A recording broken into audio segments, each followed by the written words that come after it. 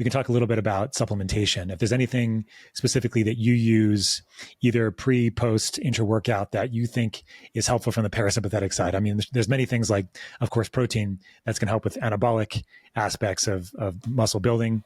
We know that the protein timing doesn't matter as much as we used to think. But is there anything from a parasympathetic perspective that you found can be helpful for you? Yeah. I mean, I've had one that's like very easy to tell is when I did the pool work with Laird versus when I did another round and I did the pool work out in, when I say pool work, you're basically at the bottom of a pool with dumbbells, like drowning yourself. And I've done it with some of the soft guys out in Fort Bragg. I guess it's Fort Liberty now, out in North Carolina. And a couple different situations where I actually tried using like a half a troche of Trocalm before doing pool work. And it was a different ballgame. It really was. And that's purely anecdotal. And who knows, I can always placebo myself, but that was pretty significant. Like, I don't know if I would do that on like a heavy resistance training day. Maybe I would, I don't know. But for that, I mean, that was clearly, I was more parasympathetic, right? My breath holds were significantly better. I wasn't panicking underwater. And it was like go time. I could feel that, definitely. For like regular workouts, like I mentioned, the blue Cannatine is a big one for me. I'll usually do a low dose creatine. And that's more for the nootropic effect more than anything, quite frankly. I'm really sensitive to creatine from a water retention perspective. And I battle my own demons with body composition stuff. So maybe I'll just get over it. But when I have, 5+ grams of creatine, I tend to hold water. So a lot of times, like first thing in the morning, I'll just have like 2 grams, which kind of, again, the literature is pretty strong that there's a pretty immediate effect, especially if you're sleep deprived. So, that's kind of a part of like the pre-workout stack for me, caffeine of some kind, which is usually negligible amounts on the, for the most part. I'll usually try to keep it like under 75 milligrams, usually just like a green tea type thing. Methylene blue, usually 3 days a week, and I don't particularly use it any specific day. I just take it 3 times a week. I just space out my doses. I'm already lean. I'm already metabolically healthy. I don't feel like I need it every day. But it does boost my mood a little bit, which probably has an influence on parasympathetic tone, during a workout. And then of course some intra-workout carbs. So like what I'll do is I do half of my workouts, probably more like 2/3 of my workouts fasted.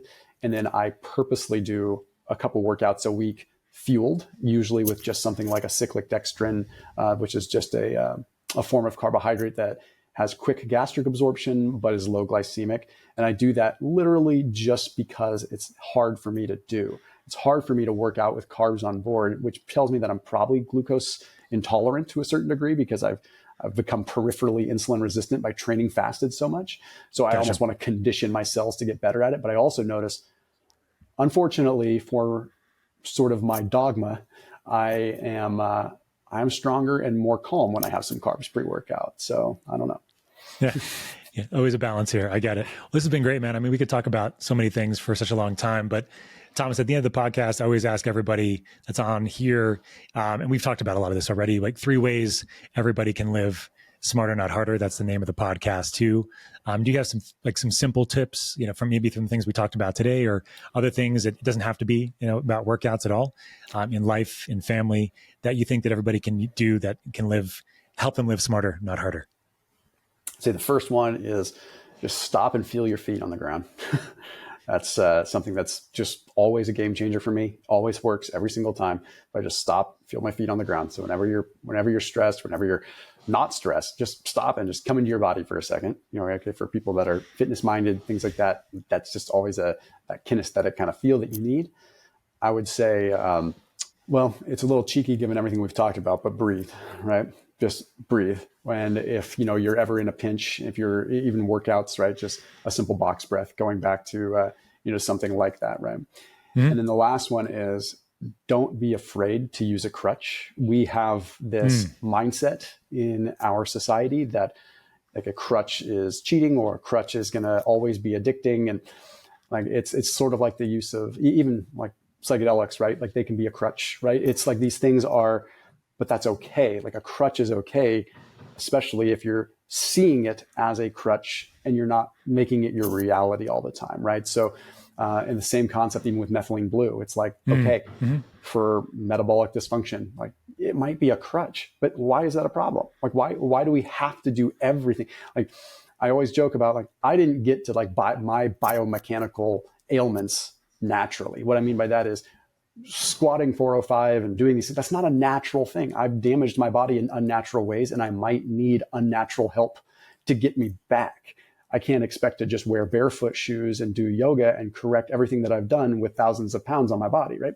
So I just encourage people to change the mindset surrounding temporary uses of a crutch, because that's exactly what they are. They're not forever. They're not, they literally can be a crutch. And it's a little bit of a liberating thought when you put it like that. Yeah, you don't have to worry about it, right? You can just, let it. It's part of your flow, part of your journey. In that case, I love it. Well, Thomas, this has been awesome, man. I want to just do a quick minute to introduce you as a speaker at our Health Optimization Medicine and Practice Symposium in October 17th and 18th in Boulder, Colorado. I'm really looking forward to having you be a speaker, man. Are you excited to come? Yeah, I'm stoked, man. Always awesome to go to Boulder, and happy to be a part of it. It's gonna be sweet. Awesome. And where can people find out more about you, Thomas, and your work? If they're looking for you, I know it's pretty easy, but you can give them some handles and things. I usually joke how do they get away from me? But yeah, just thomasdelauer.com, or just on YouTube or Instagram, just at Thomas DeLauer. Okay. Awesome. Well, thank you, sir, for your time. And I'll see you soon in Vegas and other locations. And always good to have you. And thanks for being here. For sure, man. Thanks, bud.